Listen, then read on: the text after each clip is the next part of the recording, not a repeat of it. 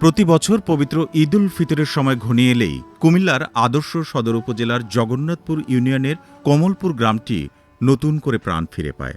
সারা দেশেই কমলপুর গ্রামের বেশ পরিচিতি আছে, কারণ এই গ্রামে বাটিকের তৈরি পোশাকের জন্য গ্রামটিকে বাটিকের গ্রাম বা বাটিক পল্লী হিসেবে অনেকেই জানেন।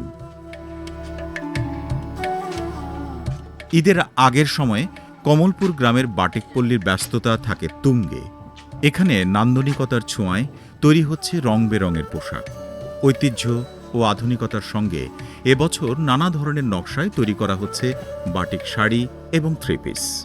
সাদা কাপড়ের মধ্যে নিত্য নতুন ডিজাইন ফুটিয়ে তুলছেন কারিগররা। আমাদের বাবার আমল থেকে তা আমরা এই কাজ ধরে রেখেছি এবং শাড়িগুলো করতেছি যত আইটেম সব ঈদের জন্য। ঈদের পরে সামনে আবার পুজো আসতেছে, পূজার জন্য।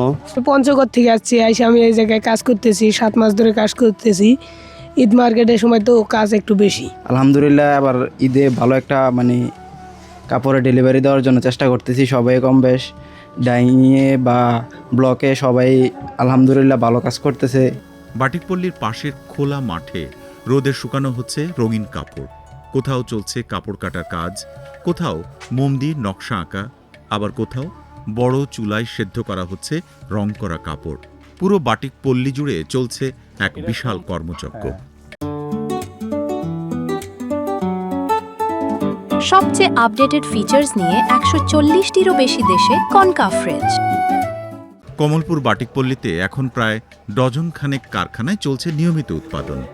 এখানে বাটিকের সিল্ক ও সুতি শাড়ি, থ্রি পিস, শার্ট, লুঙ্গি, বেডশিট, গজ কাপড় সহ বিভিন্ন পোশাক তৈরি হয়।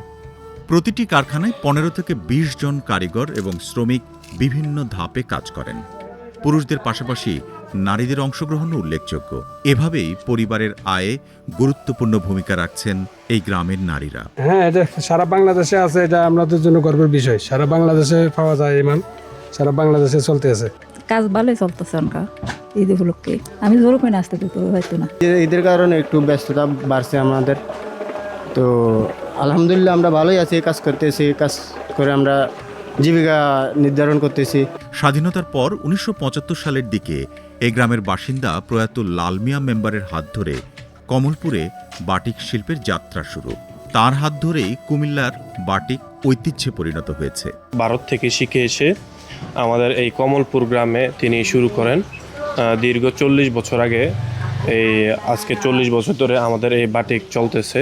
আর ঈদকে কেন্দ্র করে ব্যস্ততা বাড়তেছে, সামনে আরও ব্যস্ততা বাড়বো আমরা সেটা আশা করি। আর নতুন নতুন কাপড়, শাড়ি, থ্রি পিস ঈদকে কেন্দ্র করে আমাদের কারখানায় প্রোডাকশন হইতেছে।